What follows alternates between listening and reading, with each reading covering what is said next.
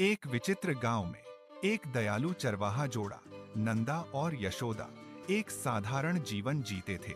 एक सुबह जैसे ही सूरज क्षितिज पर उगा, यशोदा एक अद्भुत दृश्य देखकर जागी।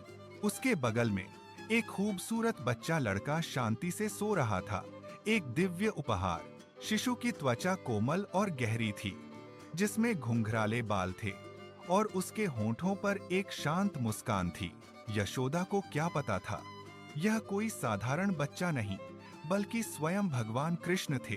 उन्हें पृथ्वी पर भेजा गया था, जिसका नियति दुनिया में अपार भलाई और खुशी लाना था। यशोदा के हृदय में अत्यधिक प्रेम की लहर उमड़ पड़ी, जिससे उनका हृदय गर्मजोशी से भर गया। अत्यंत कोमलता से उसने बच्चे को सावधानी से उठाया, उसे अपने पास लाड़ प्यार से रखा। उसने उसे धीरे से गले लगाया। उस छोटे बच्चे से एक तात्कालिक गहरा संबंध महसूस करते हुए, मेरा छोटा कृष्ण।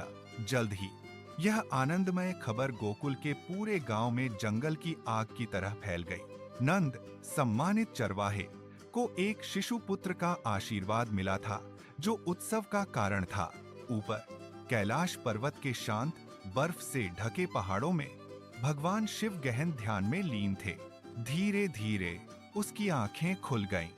ब्रह्मांडीय ऊर्जाओं में एक शक्तिशाली बदलाव महसूस करते हुए उनके बगल में शांत देवी पार्वती ने भी गहन दिव्य ऊर्जा को महसूस किया। यह ऊर्जा विकीर्ण हो रही थी, अपनी परोपकारी उपस्थिति को विशाल ब्रह्मांड में फैला रही थी। एक साथ शिव और पार्वती दिव्य जिज्ञासा से भरे हुए नवजात शिशु से मिलने गए। अपने अलौकिक दिव्य रूपों में वे चुपचाप उतरे, नश्वर आंखों से अदृश्य सांसारिक क्षेत्र में। वे उस शिशु को देखने आए थे, जो धर्म की रक्षा करने और धार्मिकता को बनाए रखने के लिए नियत था। इसके तुरंत बाद अन्य पूजनीय देवता और स्वर्गीय प्राणी आने लगे। उनकी उपस्थिति सूक्ष्म थी। ब्रह्मा, सृष्टिकर्ता, इंद्र, देवताओं के राजा और कई अन्य दिव्य संस्थाएं आकाश में प्रकट हुईं। उन्होंने पृथ्वी पर अदृश्य सुगंधित फूलों की वर्षा की, बच्चे के लिए एक मौन आशीर्वाद। हवा बिल्कुल बदल गई। हवा मधुर, ताजी बयार लेकर कोमल हो गई। चमत्कारिक रूप से हर जगह जीवंत फूल खिलने लगे। उनकी पंखुड़ियां एक साथ खुल रही थीं। चमेली और अन्य फूलों की मदहोश कर देने वाली खुशबू हवा में मनमोहक रूप से फैल गई। पास के हरे भरे जंगलों में शानदार मोरों ने अचानक अपने खूबसूरत पंख फैला दिए।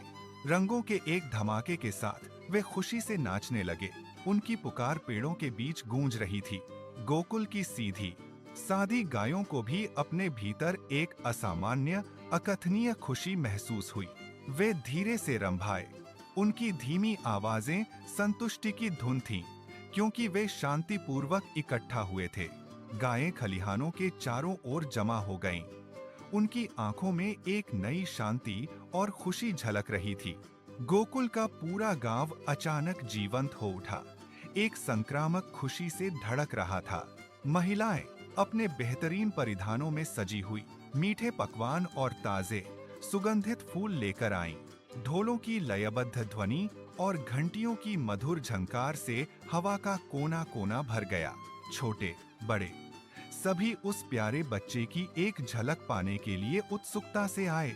नंदा ने गर्व से चमकते हुए खुशी खुशी सभी ग्रामीणों को मिठाइयां बांटी, अपनी खुशी साझा की। आज सचमुच मेरे जीवन का सबसे खुशी का दिन है, उसने एक बड़ी मुस्कान के साथ कहा। उसका चेहरा चमक रहा था। ग्रामीणों ने उत्सव के माहौल में अपने घरों को रंग बिरंगे फूलों से सजाया। उन्होंने अपने घरों को शुभ आम के पत्तों से भी सजाया, जो समृद्धि का प्रतीक है। उनके जीवन में केंद्रीय भूमिका निभाने वाली प्यारी गायों को घुंघरूदार घंटियों और जीवंत मालाओं से सजाया गया था। मधुर संगीत और दिल खोलकर हंसी पूरे गांव में खुशी से गूंज उठी। इस बीच शिशु कृष्ण एक छोटे जटिल रूप से सजाए गए पालने में शांति से लेटे हुए थे। पालना ताजे सुगंधित फूलों से सजाया गया था, जो उसके लिए एक स्वर्गीय निवास बना रहा था। जब भी बच्चा मुस्कुराता, एक अजीब गहरा आनंद सबके दिलों में गूंज उठता था। लेकिन दूर मथुरा के अंधेरे शहर में क्रूर राजा कंस बेचैनी से घिरा हुआ था। वह एक भविष्यवाणी से प्रेतबाधित था। उसकी बहन का 8वां बच्चा उसका विनाशक होगा। हालांकि उसे बच्चे के ठिकाने का पता नहीं था, फिर भी डर उसके दिल को लगातार कुतर रहा था। भ्रम से प्रेरित होकर उसने बच्चे की तलाश के लिए अपने सबसे भयानक राक्षसों को भेजना शुरू कर दिया।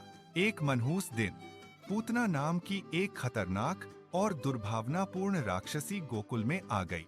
उसने धूर्तता से खुद को एक खूबसूरत परोपकारी महिला के रूप में प्रछन्न किया, झूठी दयालुता बिखेरते हुए।